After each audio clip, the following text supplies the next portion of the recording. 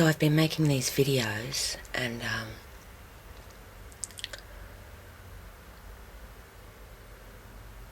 you know, in a way I've just been making them as a type of therapy, because some of the videos are really hard to look back on.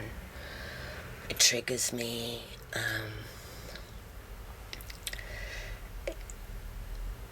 Because what's really interesting is that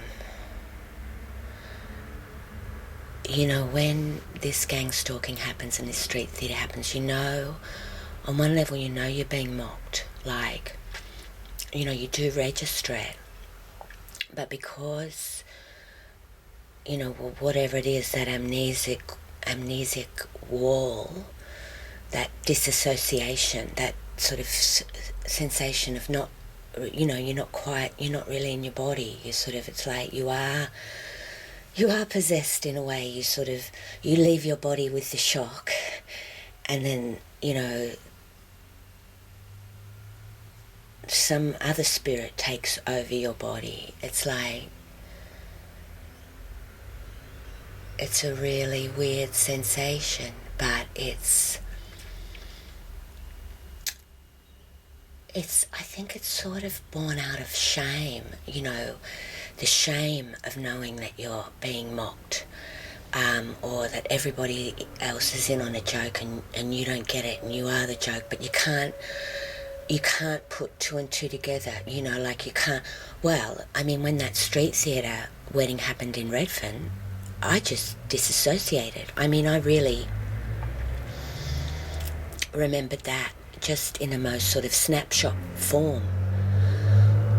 And when I mentioned that, because it did leave me with a question, like, isn't that was weird, like, what happened there? And when I mentioned it later to Bob, he waved it away, and it was like, with that waving, it was gone. Then it was gone. So there was definite hypnotism and sort of, you know, I was being played with on that level. And I look back on the show and I you know, I see Zed mocking me on stage. I see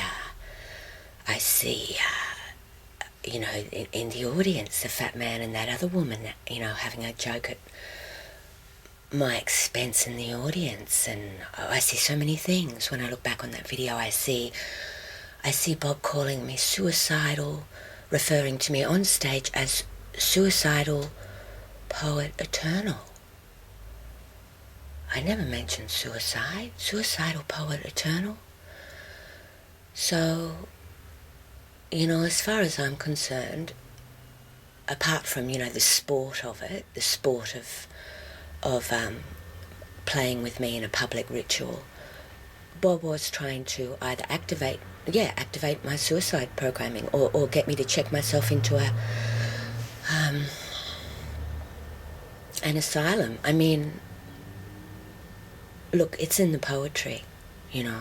It's not like hearsay. I'm not making this up. This was done in front of my camera. You know, it wasn't a secret camera. I put that camera in everyone's face. When Bob came to town, I said to him, I'm making a documentary, because actually everywhere I took my camera, I just wanted to make something positive. With that show, Tripolar Dreaming, I just thought, this is the chance. I'm going to make a show and it'll bring me back into the community. You know, I always had that dream.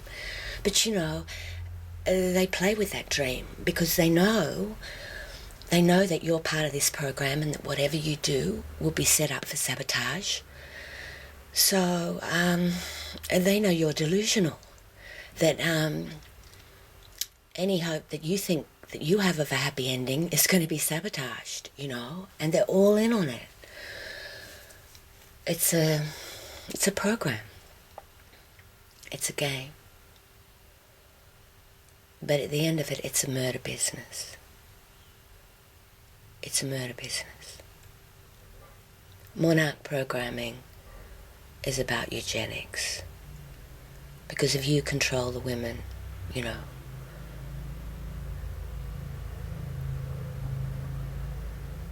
you control the bloodline.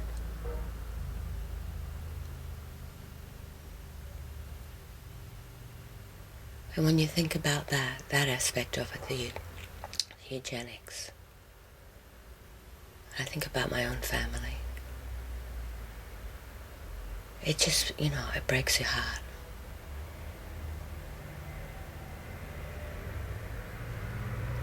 But anyway, what they did to me, they're rolling out on a mainstream level now. People are keeping a distance from me and staying away from me because, they feel like what I have might be infectious. But what they don't realise is that I'm not the infectious one, The infection is all around us. I'm just the canary in the mine, like that guy in Perth told me. I'm the canary in the mine.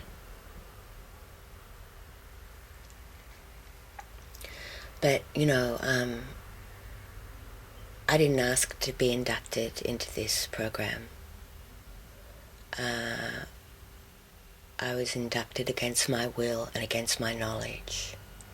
I didn't even know it existed. If the internet hadn't have been invented, I still wouldn't know it existed because it's all run by, secret societies and secret government organisations, secret societies and secret service. So that's why I speak. Because their secrets are killing us. And it's very personal. It's very personal.